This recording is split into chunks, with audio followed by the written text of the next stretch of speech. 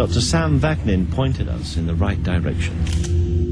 Leading a cult where critical faculties are suspended, where people are mere instruments of gratification, where discipline is maintained, where criticism is unheard of.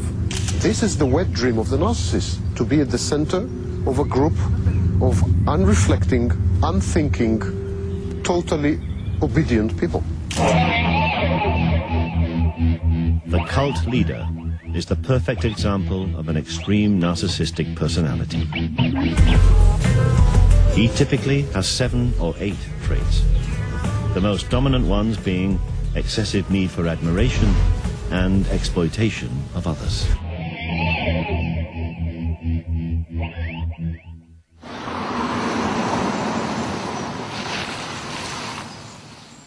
Bob Pardon has studied cults for 15 years.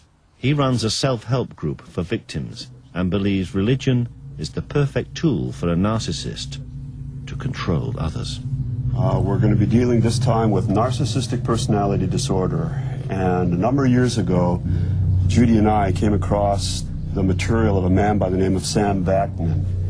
And you've probably never heard of this man before, but we have found that his material has been extremely helpful to us in working with folks who have come out of destructive groups. Well, from our perspective, the profile of a cult leader seems to fit almost like a hand in a glove a narcissistic personality disorder. MPDs are drawn to cult leadership primarily because religion is tailor-made for their fantasies.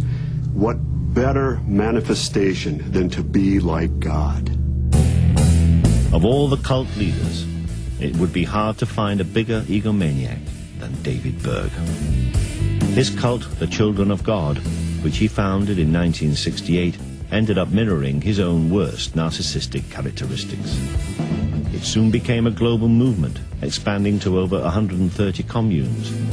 But for many, it was a prison of exploitation, abuse, and mind control.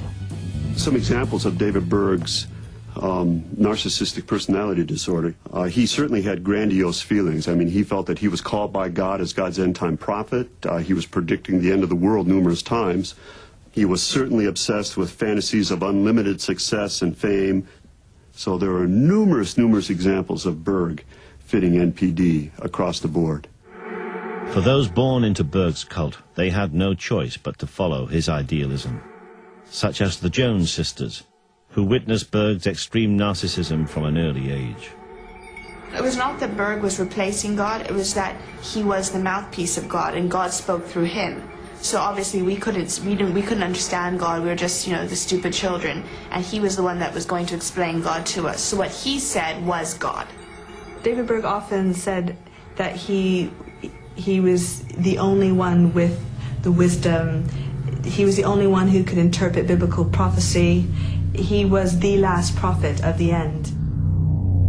Many religious cults result in mass suicide, but sometimes they are havens for something just as sinister. Berg created his own Bible in order to spread the idea of promiscuity. He was involved in all kind of sexual deviancy.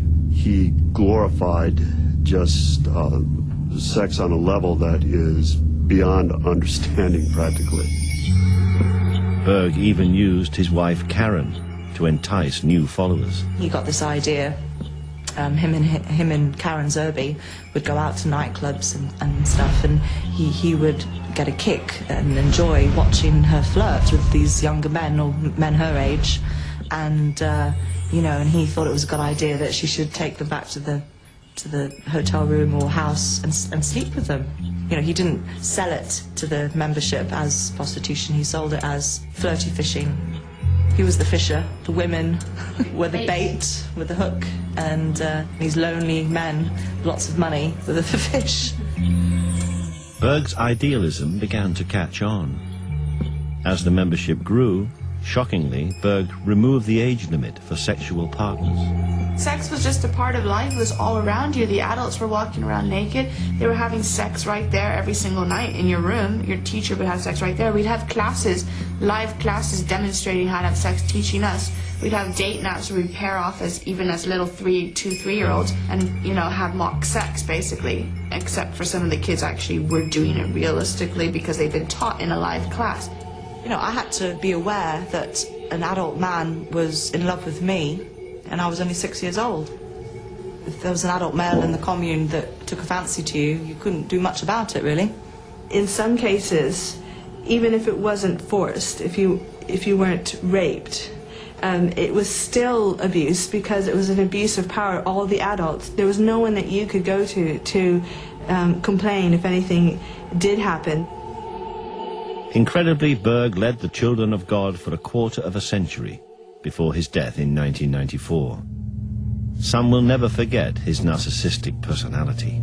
His legacy to our generation is just a lot of pain. I've seen so many hurt individuals. I know a lot of our generation have committed suicide or gotten into drugs, or it's messed up their lives completely, and a lot of brave ones who have moved on and made something of their lives, and it's very commendable. But to our generation, only harm has come out of David Berg's teachings.